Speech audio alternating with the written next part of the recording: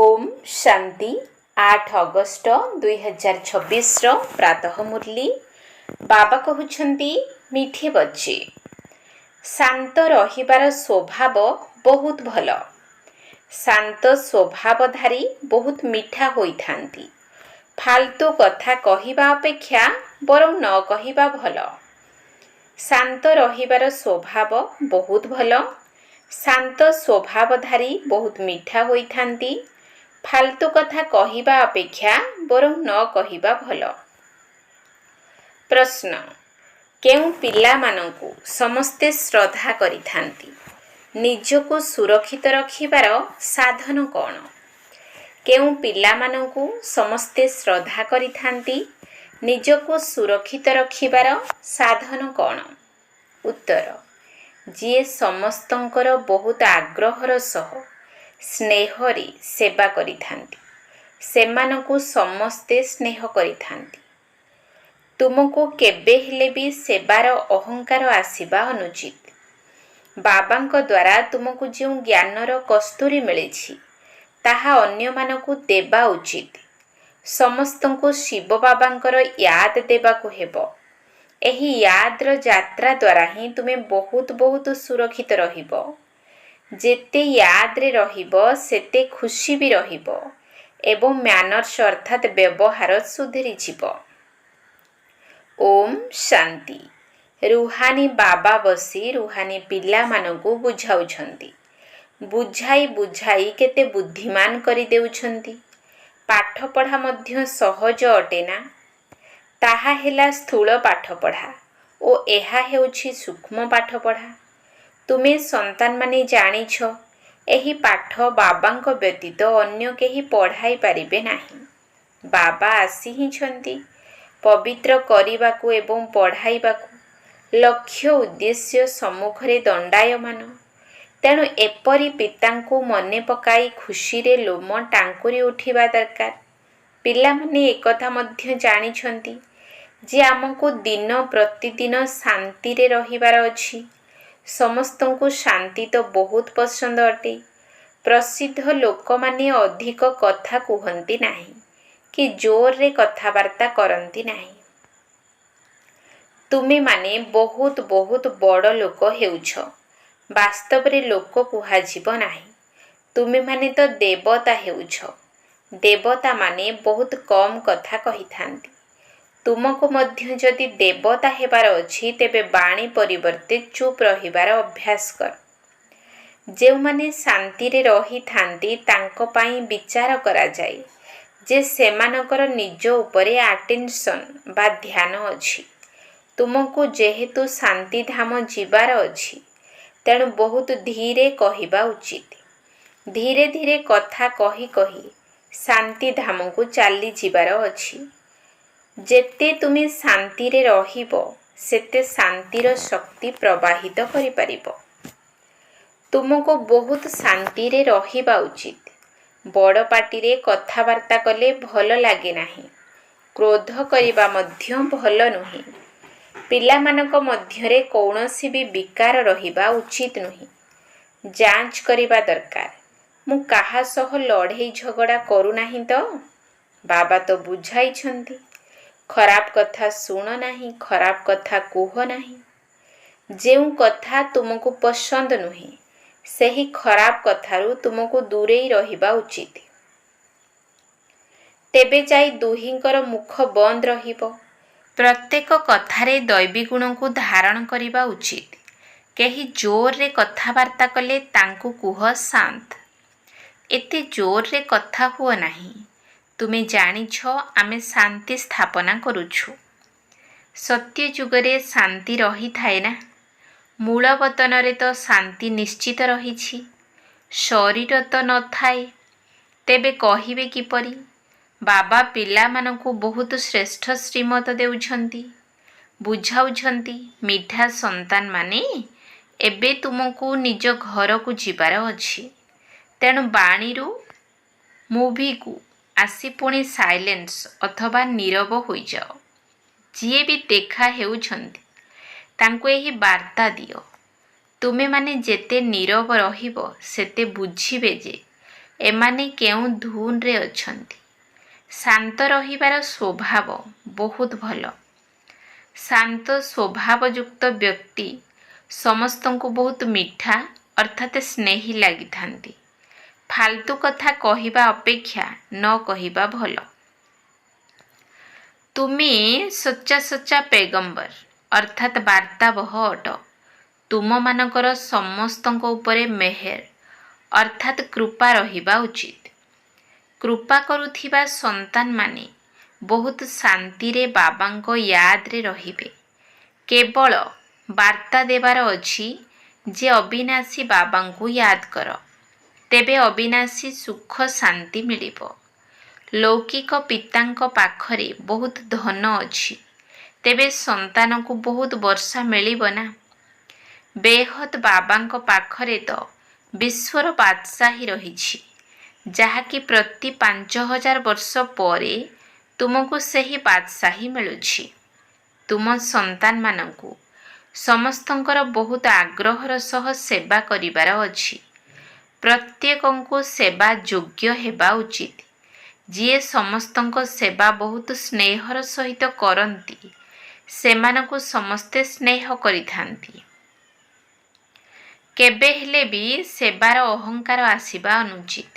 ବାବାଙ୍କ ଦ୍ୱାରା ତୁମକୁ ଜ୍ଞାନର ଯେଉଁ କସ୍ତୁରୀ ମିଳିଛି, ତାହାକୁ ଅନ୍ୟମାନଙ୍କୁ ଦେବା ଉଚିତ।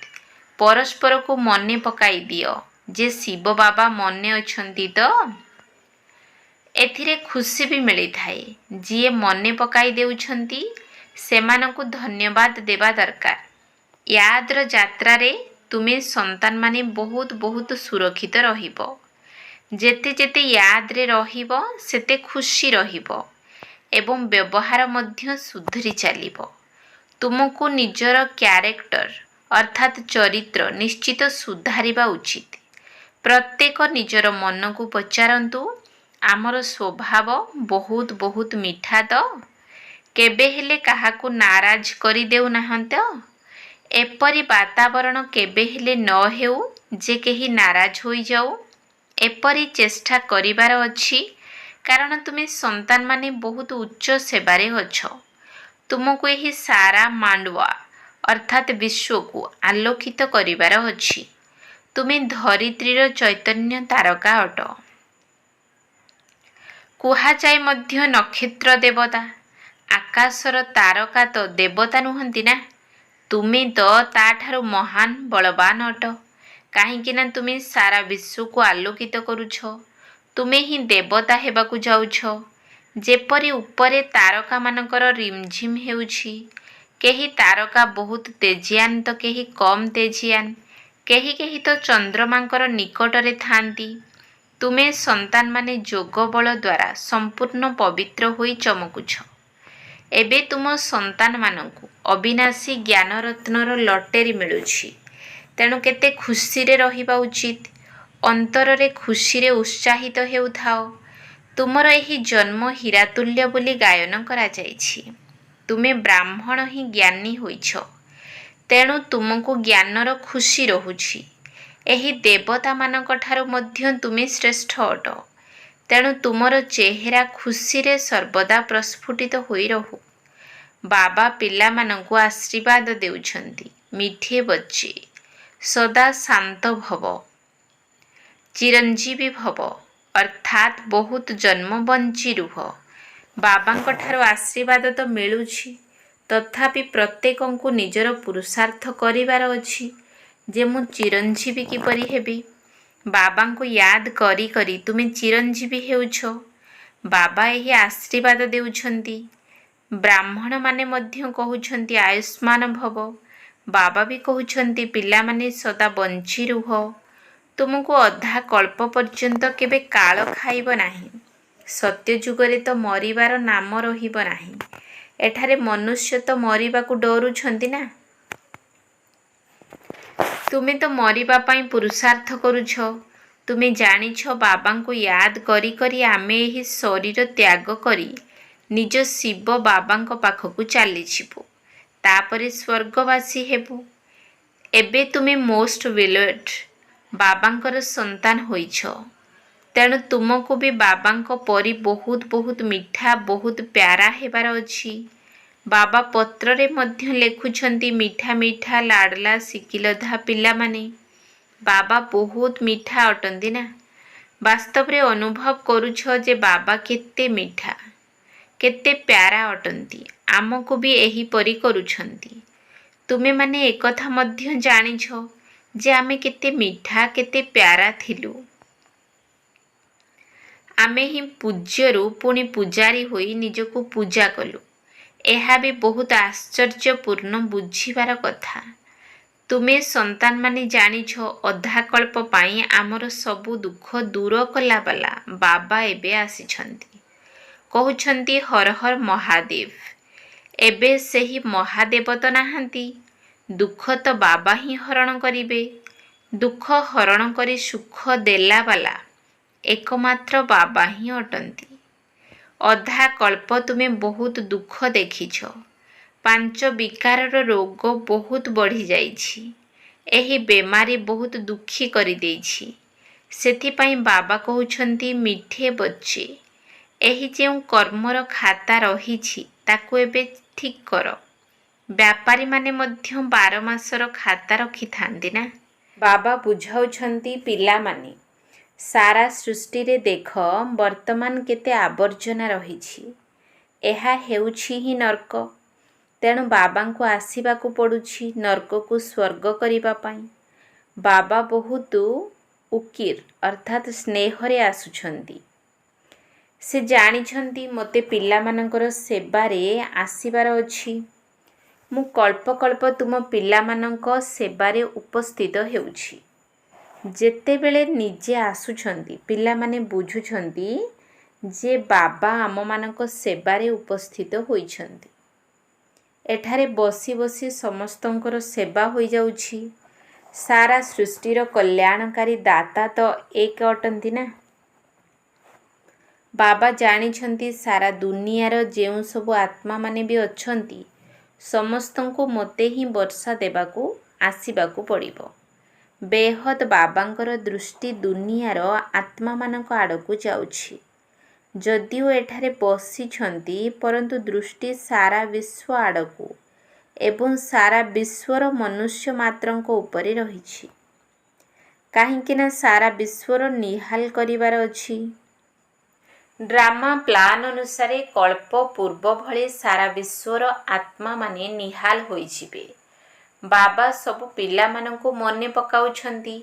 ଦୃଷ୍ଟି ତ ଯାଉଛି ନା। ସଙ୍ଗମ ଯୁଗରେ ହିଁ ବାବା ପିଲାମାନଙ୍କ ସେବାରେ ଉପସ୍ଥିତ ହେଉଛନ୍ତି। ତାଙ୍କ ପରି ଅନ୍ୟ କେହି ବି ସେବା କରିପାରିବେ ନାହିଁ। ତାଙ୍କର ହେଉଛି ବେହଦର ସେବା। ତୁମେ ସନ୍ତାନମାନେ ମଧ୍ୟ ବାବାଙ୍କୁ ସେତେବେଳେ ପ୍ରତ୍ୟକ୍ଷ କରିପାରିବ ଯେତେବେଳେ ତାଙ୍କ ପରି ସେବା କରିବ। ସେବାଧାରୀଙ୍କୁ ଫଳ ମଧ୍ୟ ବହୁତ ଉଚ୍ଚ ମିଳିଥାଏ। ପିଲାମାନଙ୍କର ନିଶା ମଧ୍ୟ ଚଢ଼ୁଛି ଯେ ଆମେ ଶ୍ରୀମତ ଆଧାରରେ ସାରା ବିଶ୍ୱର ମନୁଷ୍ୟମାନଙ୍କୁ ସୁଖ ଦେଉଛୁ। ବାବା କହୁଛନ୍ତି ମିଠେ ବଚ୍ଚେ, ଜ୍ଞାନ ରତ୍ନରେ ନିଜର ଝୁଲା ଖୁବ୍ ଭରପୁର କର। ଯେତେ ଭରିବାର ଅଛି ଭର। ନିଜର ସମୟ ବର୍ବାଦ କର ନାହିଁ। ବାବାଙ୍କ ୟାଦରେ ସମୟକୁ ସଫଳ କର। ଯିଏ ଭଲ ଭାବରେ ଧାରଣା କରନ୍ତି ସେମାନେ ଅନ୍ୟମାନଙ୍କର ସେବା ମଧ୍ୟ ବହୁତ ଭଲ ଭାବରେ କରିପାରିବେ। ସମୟ ନଷ୍ଟ କରିବେ ନାହିଁ। ପୁରୁଷାର୍ଥ କରି ପିଲାମାନଙ୍କୁ ଅନ୍ତର୍ମୁଖୀ ହେବାର ଅଛି। ଅନ୍ତର ଆତ୍ମା ଅଟେ ନା। ଏହା ନିଶ୍ଚୟ କରିବାକୁ ହେବ ଯେ ଆମ ଆତ୍ମାମାନଙ୍କୁ ବାବା ବୁଝାଉଛନ୍ତି ସୋଲ୍ କନସିୟସ୍ ଅର୍ଥାତ୍ ଆତ୍ମ ଅଭିମାନୀ ହୋଇ ରହିବା ହିଁ ପ୍ରକୃତ ଅନ୍ତର୍ମୁଖୀ ହେବା। ଅନ୍ତର୍ମୁଖୀ ଅର୍ଥାତ୍ ଭିତରେ ଯେଉଁ ଆତ୍ମା ଅଛି ତାକୁ ସବୁକିଛି ବାବାଙ୍କ ଠାରୁ ହିଁ ଶୁଣିବାର ଅଛି। ବାବା ସ୍ନେହରେ ବାରମ୍ବାର ବୁଝାଉଛନ୍ତି।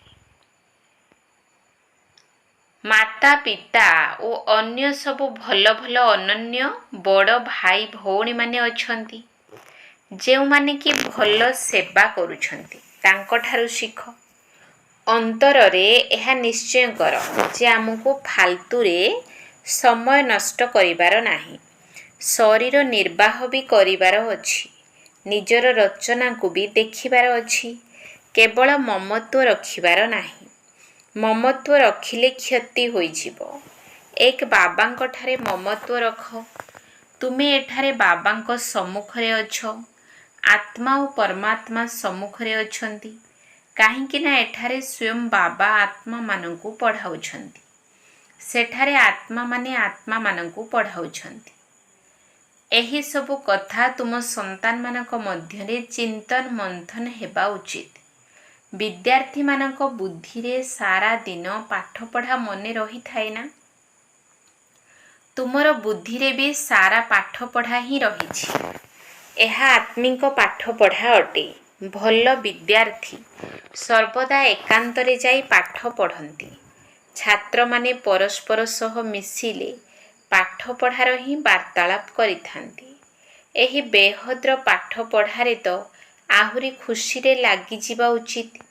तुमे संतान माने एबे बाबांकर सहयोगी होइछ।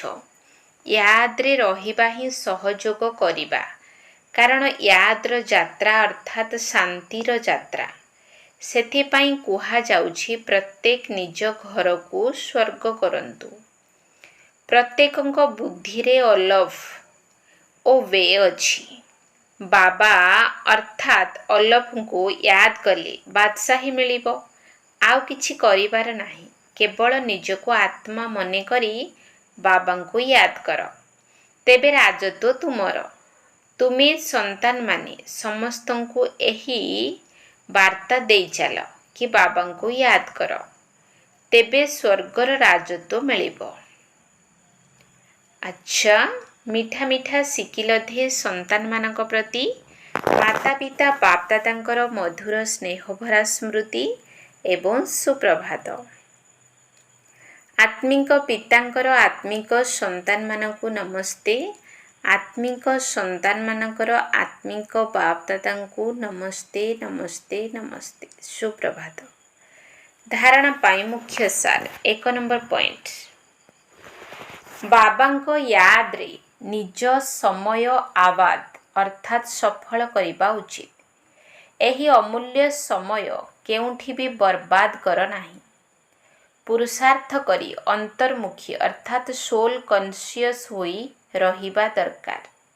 बाबांको याद रे निज समय आबाद अर्थात सफल करिबा उचित। एही अमूल्य समय केउठी भी बर्बाद कर नाही। पुरुषार्थ करी अंतर्मुखी अर्थात सोल कॉन्शियस होई रहिबा दरकार। Number point. एबे आमे देवता मानक ठारू भी श्रेष्ठ ब्राह्मण अटू। एबे बाबांक द्वारा अविनाशी ज्ञान रत्नर लटेरी मिलिछि। ज्ञानी होइछ तो चेहरा सदा खुशी रे हर्षित होई रहू। अंतर खुशी रे उछुली उठु थाउ। एबे आमे देवता मानक ठारू भी श्रेष्ठ ब्राह्मण अटू। एबे बाबांक द्वारा अविनाशी ज्ञान रत्नर लटेरी मिलिछि। ज्ञानी होइछ तो चेहरा सदा खुशी रे हर्षित होई रहू। अंतर खुशी रे उछुली उठु थाउ। वरदान। संकल्पर महादान द्वारा प्रत्येक संकल्पर सिद्धि प्राप्त करुथिबा मास्टर सर्वशक्तिमान भव। संकल्पर महादान द्वारा प्रत्येक संकल्पर सिद्धि प्राप्त करुथिबा मास्टर सर्वशक्तिमान भव। जेउ पिला माने मनर संकल्प द्वारा शक्ति गुड़ी को दान करी थांती सेमानंकु मास्टर सर्वशक्तिमान रो वरदान प्राप्त होई जाए। काहींकि ना मनर संकल्प द्वारा शक्ति गुड़िकर दान करिबा द्वारा संकल्प रे एते मात्रा रे शक्ति जमा होई जाए जहाँकि प्रत्येक संकल्प रे सिद्धि प्राप्त होई जाए। सेमाने निजर संकल्प को जेउठारे इच्छा सेठारे गोटिए सेकेंड भितरे स्थित करि परिबे। कारण संकल्प गुड़िक सेमानंकर अधीन रे रही थांती। सेमाने निजर संकल्प गुड़िक उपरे विजयी होइथिबा कारणरु चंचल संकल्प बालांकु मध्य किछि समय पाई अचल बा शांत करि देई पारिबे। ସ୍ଲୋଗାନ ଯଦି ନିରନ୍ତର ଏକମାତ୍ର ବାବାଙ୍କ ସଙ୍ଗରେ ରହିବ ତେବେ ସଙ୍ଗ ଦୋଷରୁ ସୁରକ୍ଷିତ ରହିବ। ଯଦି ନିରନ୍ତର ଏକମାତ୍ର ବାବାଙ୍କ ସଙ୍ଗରେ ରହିବ ତେବେ ସଙ୍ଗ ଦୋଷରୁ ସୁରକ୍ଷିତ ରହିବ। ଅବ୍ୟକ୍ତି ଇସାରା ଅପବିତ୍ରତାର ବୀଜକୁ ମଧ୍ୟ ସମାପ୍ତ କରି ସମ୍ପୂର୍ଣ୍ଣ ସ୍ୱଚ୍ଛ ଅର୍ଥାତ୍ ପବିତ୍ର ହୁଅ।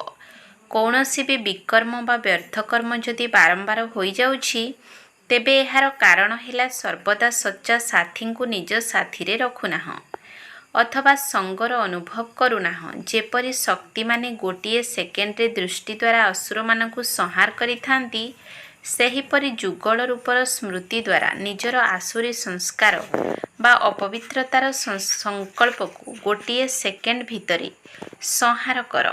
ଓମ୍ ଶାନ୍ତି।